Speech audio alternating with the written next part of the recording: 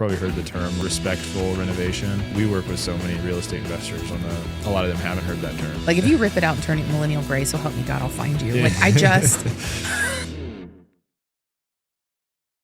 You got to find a way to add value. You got to figure out what your niche is and who you're here to help. And yeah, that's I think it's going to be very true. Yeah. So speaking of figuring out your niche, one thing that I liked and I pulled from your information to put it on here was that you're a unique and historic home specialist. So I would love to dive into a little bit about specifically what you do on a week to week. Yeah. So, I'm from Florida. So, fellow transplant here. Yeah. And so, the houses here are so crazy different from the houses in Florida. Florida, ranches, all kind of brick block. Yeah. Nothing crazy historic. Like there's just not. I mean, yeah, you get a little bit of that Palm Beach mid-century somewhere, but by and large, they're all very basic. Mm-hmm. So just hurricane proof. Literally, that's it. Like, it's like, can this withstand a gust of wind? Okay, cool. We've built it. And so when I moved here, when I was looking at moving here, I was like, oh my God, these houses are so cool. Like with all the Tudors, and there was so many different styles, the Victorians and the Queen Anne's and all of those. And I became fascinated because I hadn't seen anything like that. And so when I started real estate, I just naturally was already like, I wonder what that looks like on the inside. And so I would book a house, like I would just book to see it, just to kind of explore it. And then I realized like, oh, I bet other people would probably want to know if they don't have houses like this in their neighborhoods. Mm-hmm. And then it just kind of, I niched myself because I liked it. Mm-hmm. It wasn't something that was, like it brought me joy. And I was like, hopefully this brings somebody else joy.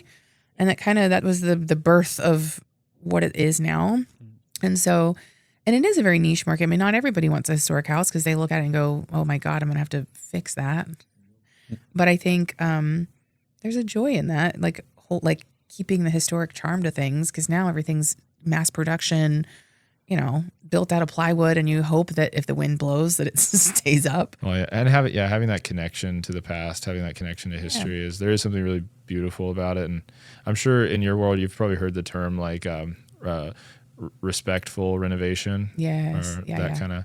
And we work with so many real estate investors on the property management side, and a lot of them haven't heard that term. Yeah.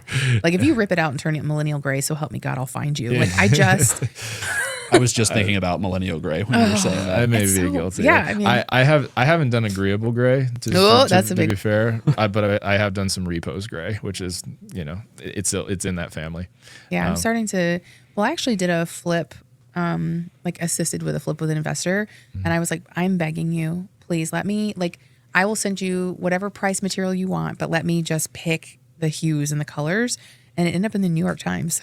Wow, that's awesome. So it was a flip over off of Rule. And somebody was just flipping through from the New York Times looking for historic homes that hadn't been gutted, but still you could tell they were flipped. And so I sent it to the seller and I was like, it's perfect. So yeah, and it sold, you know what I mean? Like it went viral, not viral, but it got attention because it wasn't. Yeah. So. Well, and it speaks volumes to hey, if there's probably a phrase in there, if everything's gray, mm-hmm. It's not that, you can stand out, that's so having that, just letting something be unique. We painted the walls green and we did all different color schemes in there. And then people just liked it because it wasn't, I think a lot of people don't trust their own taste. Yeah. And that's where the gray stuff comes from, because it's okay, well, this is it's the industry creates it, because it's this is one size fits all.